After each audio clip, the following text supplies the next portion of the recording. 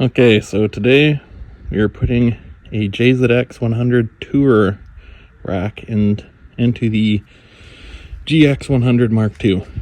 And these are the three racks I have.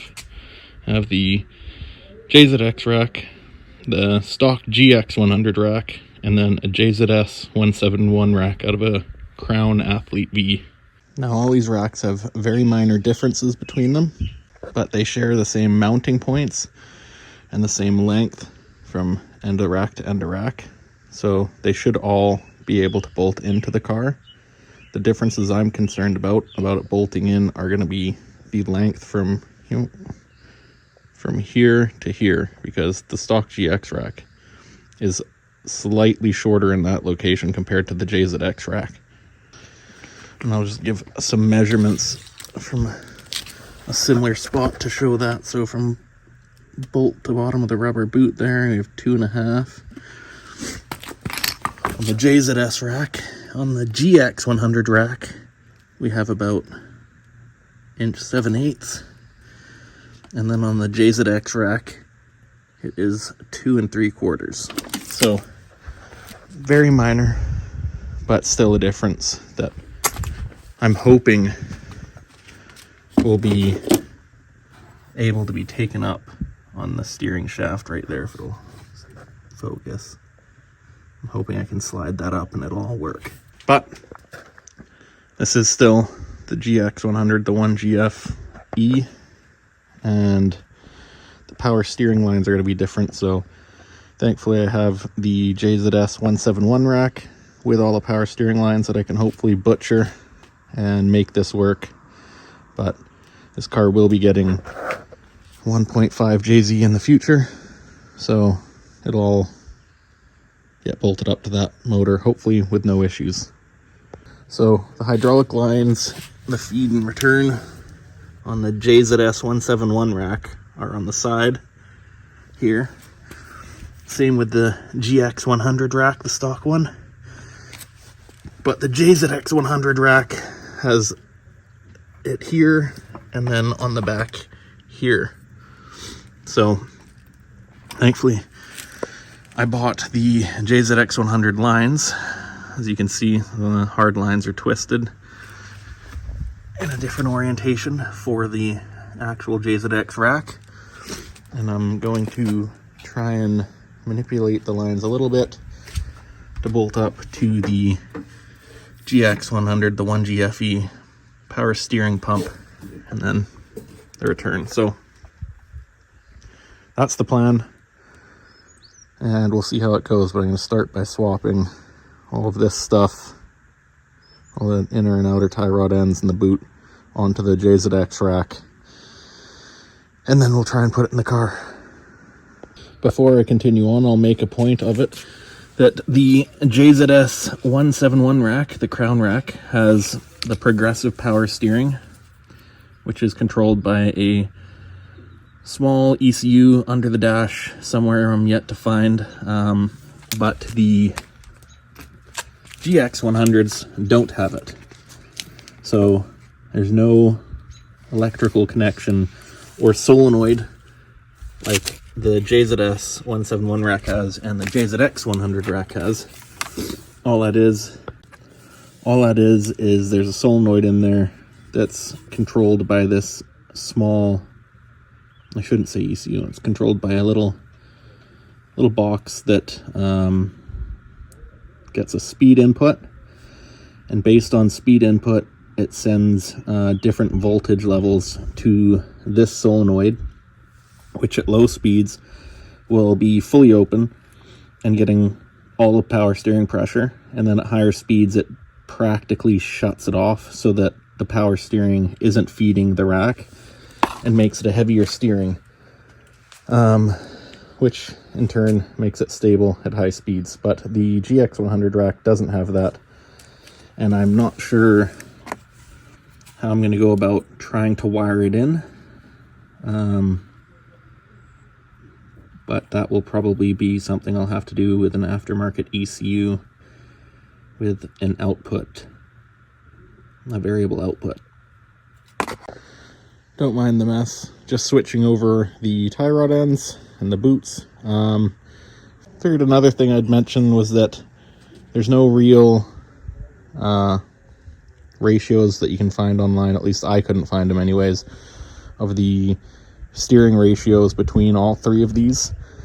But I had a JZX before, and I know that the JZX rack turns really nice and tight.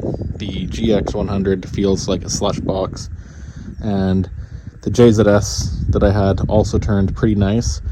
Now, with that, I did measure just on one rotation. It means absolutely nothing, but with one rotation, this turned, the GX100 rack, this one here, turned the least. The JZS171 rack, the Toyota Crown rack, turned quite a bit better, but out of all of them, with one single rotation from the input, the JZX100 rack, the Tourer rack, turned the most and moved the rack the most. So that rack will respond the best out of all of them. Okay, so the rack is mounted in the car currently. That all went smooth. The issue that I'm facing currently is that the steering shaft on the back side of the steering wheel that bolts into this piece, it's supposed to slide in, is too long. So there's this little nub here, but this notch out is just for the bolt anyways. So I think if I'm gonna shorten it probably, I don't know, half an inch. I'm gonna get a better measurement and try and shorten the shaft. But this piece here, this yoke, was on the GX100 rack. It just slipped right onto the JZX rack. And then there is no difference with these. These are all 5 inches in length from one end to the other on the JZS171 rack as well as the JZX rack. So in theory it should work. I'm just gonna shorten that, as I said. Okay, so I didn't actually end up having to cut this bar at all. Thankfully I was able to just remove some of the rust off the splines, separate this a little bit, the yoke, and then it was able to actually shove up far enough up the shaft here to get the right angle and clearance for all of this down here. There's no binding in the steering, which works nicely. Yeah, so it actually bolted up perfectly. There, this is the GX100 yoke here, and that slides onto the JZX rack nicely, and then all I had to do was just shove it further up this shaft about, I don't know, half an inch or so, and it all slipped together nicely. So the car is all back together now. Yeah, so the JZX rack bolts in perfectly. The only thing that I am yet to figure out is the wiring for the progressive power steering.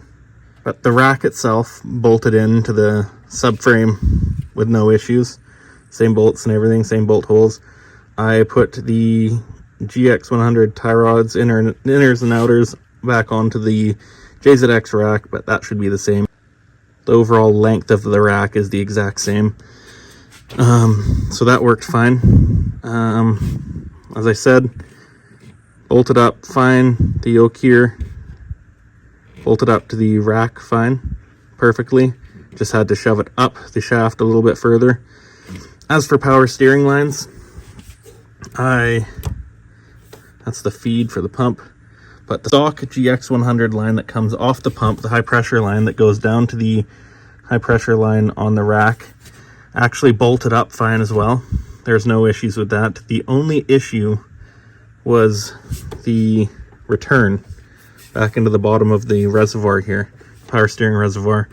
I ended up actually using like extending this line a little bit just because it wasn't quite long enough.